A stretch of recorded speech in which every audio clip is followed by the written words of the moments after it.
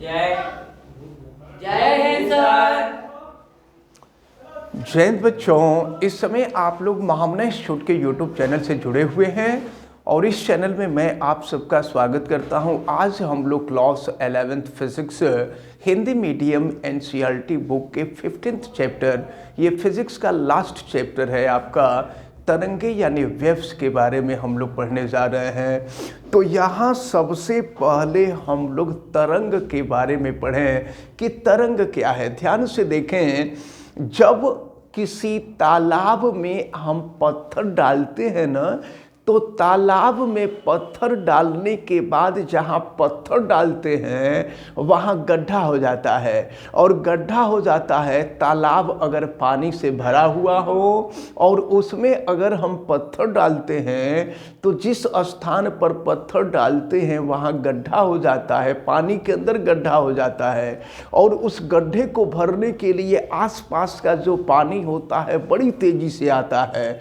तो जब पानी की मात्रा अधिक हो जाती है तो वो पानी ऊपर के तरफ जाता है, और इस प्रकार होता ये है कि उस पानी में एक प्रकार का विक्षोभ उत्पन्न हो जाता है। विक्षोभ का मतलब हलचल, और यह विक्षोभ जिस तरह से आगे बढ़ता है उस आकृति को ही, उस प्रतिकृति को ही हम, या उस प्रतिरूप को ही हम तरंग कहते हैं। और तरंग एक स्थान से दूसरे स्थान तक जिस प्रकार से गति करती है उसे हम तरंग की गति या तरंग गति कहते हैं। अब इसके बाद हम आपको बता दें कि इसी में एक टर्म आता है यांत्रिक तरंगें। यांत्रिक तरंगें जिनको हम कहते हैं मैकेनिकल वेव्स। तो ये यांत्रिक तरंगें क्या हैं, इनके बारे में हम लोगों को पढ़ना है। तो देखें, यांत्रिक तरंगें यानी कि मैकेनिकल वेव्स क्या हैं, हम आपको बताने जा रहे हैं।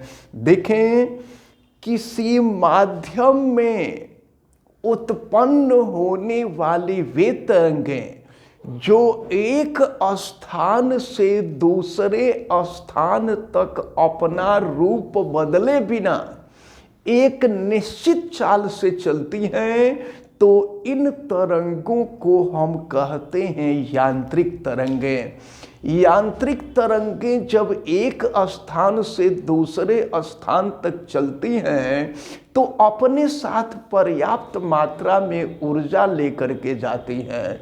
अब हम आपको बता दें कि ये यांत्रिक तरंगें जो होती हैं ये दो प्रकार की होती हैं, जिसमें सबसे पहले जो आता है वो होता है अनुप्रस्थ तरंगें।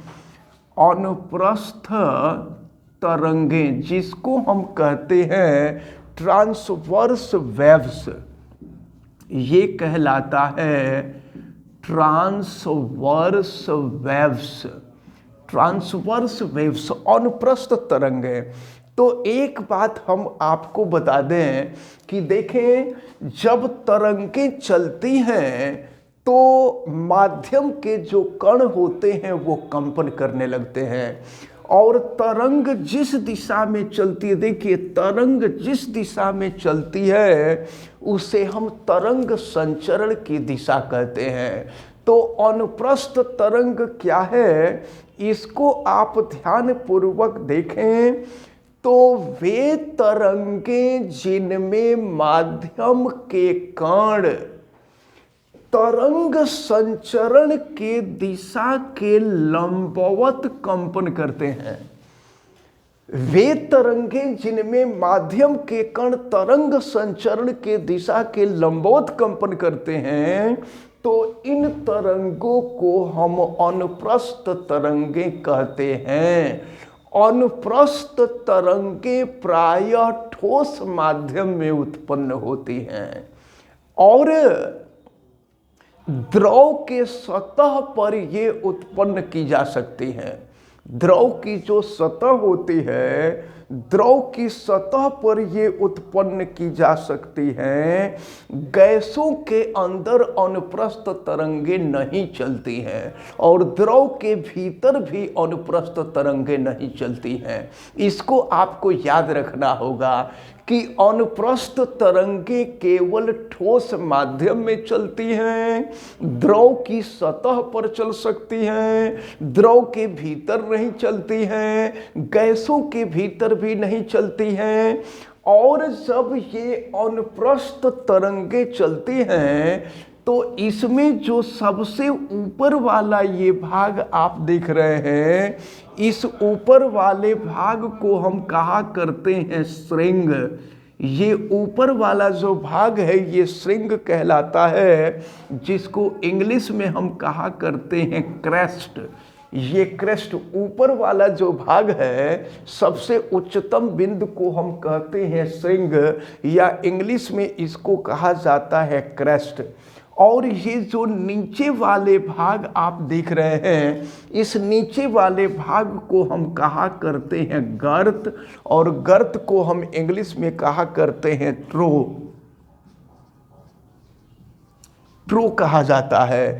तो इस प्रकार आपको अच्छी तरह से याद रखना होगा, ये हैं अनुप्रस्थ तरंगें। इसके बाद दूसरी जो तरंग आती है, दूसरी तरंग को हम कहते हैं अनुदैर्ध्य तरंगें। अनुदैर्ध्य तरंगें, लॉन्गिट्यूडिनल वेव्स, इनको कहते हैं लॉन्गिट्यूडिनल वेव्स। ये लॉन्गिट्यूडिनल वेव्स हैं। तो अनुदैर्ध्य तरंगों में क्या होता है, जब अनुदैर्ध्य तरंगे चलती हैं ना, तो माध्यम के कण तरंग संचरण के दिशा में ही कंपन करते हैं। यानी वे तरंगें जिनमें माध्यम के कण तरंग संचरण के दिशा में ही कंपन करते हैं, उन्हें अनुदैर्ध्य तरंगे कहते हैं। अनुदैर्ध्य तरंगें ठोस माध्यम में भी चलती हैं, द्रव माध्यम में भी चलती हैं और गैसीय माध्यम में भी चलती हैं। हम उदाहरण के लिए आपको बता दें, ध्वनि जो है अनुदैर्ध्य तरंग है। तो ध्वनि जो है ठोस में भी चलती है, द्रव में भी चलती है और गैस में भी चलती है। अगर पानी के अंदर जाके बोले तो उसमें भी आवाज़ उत्पन्न होगी। और हम लोग गैसीय माध्यम में है ही हैं, और ठोस माध्यम में देखते हैं टेलीफोन का तार होता है, उसमें बोला जाता है तो आवाज़ जाके दूसरे जगह चलती है। तो अनुदैर्ध्य तरंगे ठोस, द्रव, गैस तीनों माध्यमों में उत्पन्न की जा सकती हैं। जब अनुदैर्ध्य तरंगे चलती हैं ना, तब माध्यम के कण जो होते हैं वो एक जगह एकत्रित हो जाते हैं और फिर इसके बाद दूसरे स्थान पर वो दूर दूर हो जाते हैं, फिर इकट्ठे हो जाते हैं एक जगह, फिर इसके बाद दूर दूर हो जाते हैं। तो अब ज़रा ध्यान पूर्वक देखें, जहाँ पर इकट्ठे हो जाते हैं इसको हम कहते हैं संपीड़न, यानी इसको कंप्रेशन कहा जाता है। संपीड़न वाला जो स्थान होता है इसको हम कहते हैं कंप्रेशन, इसको कंप्रेशन कहा जाता है। इसीलिए संपीड़न को C से प्रदर्शित करते हैं। तो अनुदैर्ध्य तरंग के संचरण के दौरान जिस स्थान पर माध्यम के कण एकत्रित हो जाते हैं, एक स्थान पर एकत्रित हो जाते हैं, उनको हम कहा करते हैं संपीड़न यानी कंप्रेशन, और इसको हम C से प्रदर्शित करते हैं। और जिस स्थान पर माध्यम के कण दूर दूर रहते हैं उनको हम कहा करते हैं विरलन। इनको विरलन कहा जाता है। विरलन यानी कि रेयर फ्रैक्शन कहते हैं, इसको हम रेयर फ्रैक्शन कहते हैं। तो रेयर फैक्शन को नॉर्मली आर से रिप्रेजेंट कर दिया जाता है, आर से। तो समझिए आप अच्छी तरह से, जब अनुदैर्ध्य तरंगे किसी माध्यम में चलती हैं तो माध्यम के कण एक जगह इकट्ठा हो जाते हैं, फिर दूर दूर होते हैं, फिर इकट्ठा हो जाते हैं, फिर दूर दूर होते हैं। तो इसमें माध्यम के कण एक स्थान से दूसरे स्थान तक नहीं जाते हैं, संपीड़न में एनर्जी इकट्ठा होती है और वो एनर्जी निकल करके विरलन में जाती है, फिर विरलन की एनर्जी संपीड़न में जाती है। इस प्रकार जब भी अनुदैर्ध्य तरंग चलती है तो अनुदैर्ध्य तरंग में संपीड़न विरलन होता रहता है। ये आप याद रखे रहिएगा, जब अनुदैर्ध्य तरंग चलेगी तो अनुदैर्ध्य तरंग में श्रृंग और गर्त उत्पन्न होगा। श्रृंग को हम कहते हैं क्रेस्ट और गर्त को कहते हैं थ्रो। और जब अनुदैर्ध्य तरंग चलेगी तो अनुदैर्ध्य तरंग में संपीड़न होगा, विरलन होगा। संपीड़न को हम कंप्रेशन कहते हैं, कंप्रेशन को सी से प्रदर्शित करते हैं, और विरलन को रेयरफैक्शन कहते हैं, इसको आर से रिप्रेजेंट करते हैं। और चलिए अब आप लोग बताइए कि जब अनुप्रस्थ तरंगे चलती हैं तो ऊपर वाले भाग को हम क्या कहते हैं? ये ऊपर वाला जो भाग है, ऊपर वाले भाग को क्या कहते हैं? श्रृंग कहते हैं, इंग्लिश में उसको क्रेस्ट कहते हैं। और नीचे वाले भाग को गर्त कहा जाता है, इंग्लिश में क्या कहते हैं? थ्रो कहते हैं। और जब अनुदैर्ध्य तरंगे चलती हैं तो क्या उत्पन्न होता है? संपीड़न और विरलन उत्पन्न होता है। संपीड़न को क्या कहते हैं इंग्लिश में? कंप्रेशन कहते हैं। कंप्रेशन को किससे प्रदर्शित करते हैं? सी से। इसी तरह से विरलन उत्पन्न होता है, विरलन को क्या कहते हैं? रेयरफैक्शन, और इसको आर से रिप्रेजेंट किया जाता है। तो इसको आप सभी लोग अच्छी तरह से याद रखे रहिएगा। अनुदैर्ध्य तरंगे, देखिए अनुप्रस्थ तरंगे याद रखे रहिए कि अनुप्रस्थ तरंगे जो हैं ये केवल ठोस माध्यम में चलती हैं, द्रव की सतह पर चलती हैं, गैस में नहीं चलती हैं। जबकि ये अनुदैर्ध्य तरंगे तीनों माध्यम में चलती हैं, ठोस, द्रव और गैस तीनों माध्यम में चलती हैं। अब इसके बाद हम आगे बढ़ेंगे और हम देखेंगे तरंगों से संबंधित कुछ परिभाषाएं। तरंग से संबंधित कुछ परिभाषाएं हैं और इनमें सबसे पहले आपको पढ़ना है आयाम के बारे में। आयाम को हम कहते हैं एम्पलीट्यूड। ये एम्पलीट्यूड आयाम है। तो आयाम किसे कहते हैं याद रखे रहिए। तरंग संचरण के दौरान माध्यम के कण अपने मध्यमान स्थिति से किसी एक दिशा में जितना अधिकतम विस्थापित होते हैं, याद रखे रहिएगा।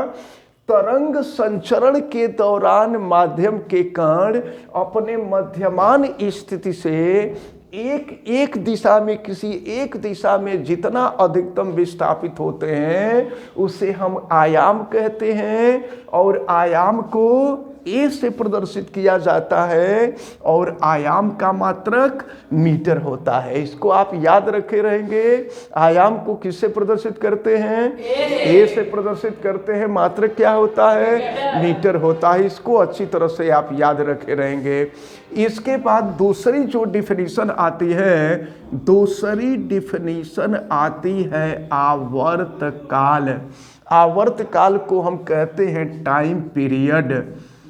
तो टाइम पीरियड भी आप अच्छी तरह से याद रख लीजिए। टाइम पीरियड क्या है?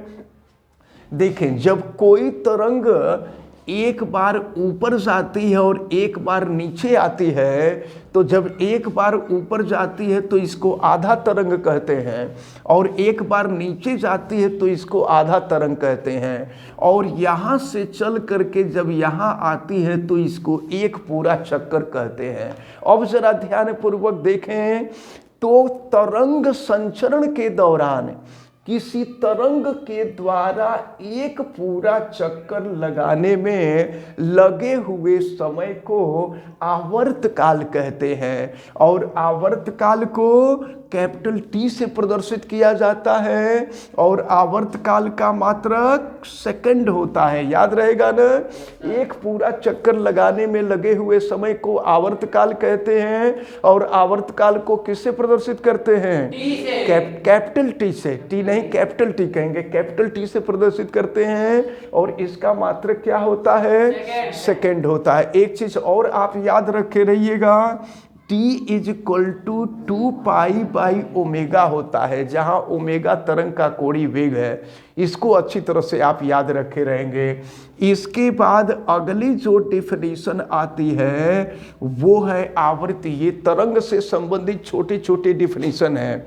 आवृत्ति को हम फ्रीक्वेंसी कहते हैं, फ्रीक्वेंसी। तो आवृत्ति की क्या डिफिनीशन है समझिए। तरंग संचरण के दौरान तरंग के द्वारा 1 सेकंड में हुए कंपनों की संख्या को ही, तरंग के द्वारा 1 सेकंड में हुए कंपनों की संख्या को ही आवृत्ति कहते हैं। और आवृत्ति को देखिए, आवृत्ति को कहीं स्मॉल n से प्रदर्शित करते हैं, आवृत्ति को कहीं स्मॉल f से प्रदर्शित करते हैं, आवृत्ति को कहीं न्यू से प्रदर्शित करते हैं। इसको याद रखे रहिएगा। और आवृत्ति की खोज करने वाले जो वैज्ञानिक थे उनका नाम था हर्ट्ज। इसलिए आवृत्ति का मात्रक हर्ट्ज होता है और हर्ट्ज को प्रदर्शित करते हैं HZ से। ठीक है ना, याद रहेगा। हर्ट्ज को किससे प्रदर्शित करते हैं? HZ से प्रदर्शित करते हैं। ये आप अच्छी तरह से याद रखे रहेंगे। अब इसके बाद हम लोग पढ़ेंगे कला। अगली जो डिफिनीशन होगी वो है कला, यानी कि फेज कला। तो कला क्या है जरा ध्यान से देखें। तरंग संचरण के दौरान माध्यम के कण की स्थिति को किसी क्षण जिस राशि से व्यक्त किया जाता है उस राशि को ही हम तरंग की कला कहते हैं। अगर दो तरंगे एक ही दिशा में गति कर रही हों तो हम कहते हैं कि दोनों तरंगे समान कला में गति कर रही हैं। अगर भिन्न भिन्न दिशा में गति कर रही हों तो हम कहते हैं कि ये भिन्न भिन्न कला में गति कर रही हैं। अगर विपरीत दिशा में गति करें तो हम कहते हैं कि विपरीत कला में गति कर रही हैं। और कला को फाई से प्रदर्शित किया जाता है, ठीक ना। और कला वास्तव में कोण होता है, इसलिए इसका कोई मात्रक नहीं होता है। अब इसके बाद हम आते हैं तरंग दैर्ध्य पर। अगली जो डिफिनीशन होगी वो होगी तरंग दैर्ध्य। तरंग दैर्ध्य जिसको हम कहते हैं वेव लेंथ। वेव लेंथ तरंग दैर्ध्य। तो अब जरा ध्यान पूर्वक देखें तरंग दैर्ध्य क्या है। तो दो क्रमागत श्रृंग, देख रहे हैं, दो क्रमागत श्रृंग या दो क्रमागत गर्त। दो क्रमागत श्रृंग अथवा दो क्रमागत गर्त। क्रमागत माने क्रम से आने वाला, पहला श्रृंग फिर दूसरा श्रृंग, या पहला गर्त फिर दूसरा गर्त। तो दो क्रमागत श्रृंगों अथवा दो क्रमागत गर्तों के बीच की जो दूरी होती है उसे तरंग का तरंग दैर्ध्य कहते हैं। और तरंग दैर्ध्य को लैम्डा से प्रदर्शित किया जाता है। किससे प्रदर्शित करते हैं? लैम्डा से प्रदर्शित करते हैं। और तरंग दैर्ध्य का जो मात्रक होता है, तरंग दैर्ध्य का मात्रक मीटर होता है। इसको आप याद रखे रहिएगा। और इसके बाद फिर आता है तरंग चाल। तरंग चाल, तरंग चाल जिसको हम वेव स्पीड कह सकते हैं। तो अब वेव स्पीड के बारे में देखें क्या है। वेव स्पीड, तरंग चाल। तरंग चाल क्या होती है? तो तरंग के द्वारा 1 सेकंड में चली गई दूरी को ही तरंग की चाल कहते हैं। और तरंग की चाल को भी से प्रदर्शित किया जाता है। और तरंग की चाल भी होती है, मात्रक इसका मीटर प्रति सेकंड होता है। अब इसके बाद अगर हम देखें, आगे बढ़ें, तो यहाँ पर एक संबंध आता है आवृत्ति, चाल एवं तरंग दैर्ध्य में संबंध। तो देखिए, आवृत्ति होता है n और चाल होता है भी, तरंग दैर्ध्य होता है लैम्डा। इनके बीच एक संबंध ज्ञात करना होता है।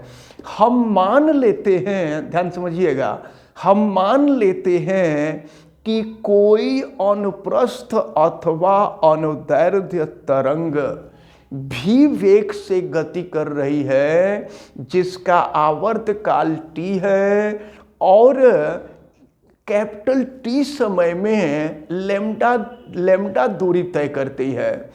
तो अब जरा ध्यान पूर्वक देखें, चाल बराबर होता है दूरी बटा में समय। चाल बराबर दूरी बटा समय, तो दूरी तरंग दैर्ध्य के बराबर होता है और समय जो होता है वो आवर्त काल के बराबर होता है।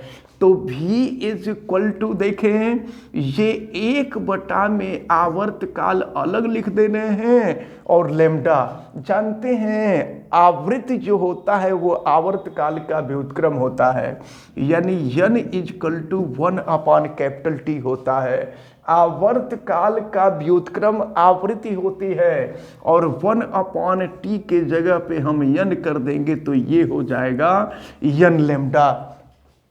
तो वेग, तरंग का वेग, आवृत्ति और तरंग दैर्ध्य के बीच ये संबंध होता है v is equal to n into lambda. इसको आपको अच्छी तरह से तैयार करना है। v, n और लैम्डा में क्या संबंध होता है? y is equal to n v is equal to n into lambda. v क्या है? तरंग का वेग है। n क्या है? आवृत्ति है। लैम्डा क्या है? तरंग दैर्ध्य है। इसको अच्छी तरह से आपको तैयार करना होगा। अब इसके बाद आगे हम लोग देखेंगे कि गैसीय माध्यम में अगर तरंग को चलना हो तो गैसीय माध्यम में तरंग की चाल क्या होती है, ठोस माध्यम में तरंग की चाल क्या होती है, द्रव माध्यम में तरंग की चाल क्या होती है। फिलहाल हमें उम्मीद है कि आज जितनी चीजें बताई गई हैं आप सभी लोग समझ गए हैं ना? Yes sir. तो अच्छी तरह से आप तैयार करते रहें और जितने लोग वीडियो देख रहे हैं हमें उम्मीद है कि इन सबको भी अच्छी तरह से सारी चीजें समझ में आई होंगी। आप वीडियो को लाइक ज़रूर कीजिएगा और अगर आप चैनल पे नए हैं तो चैनल को सब्सक्राइब कर लीजिए, बेल आइकन को प्रेस करें और अगर किसी प्रकार की कोई दिक्कत समझ में आती है तो हमें कमेंट करके ज़रूर बतावें। आप सभी लोगों का बहुत बहुत धन्यवाद। जय हिंद।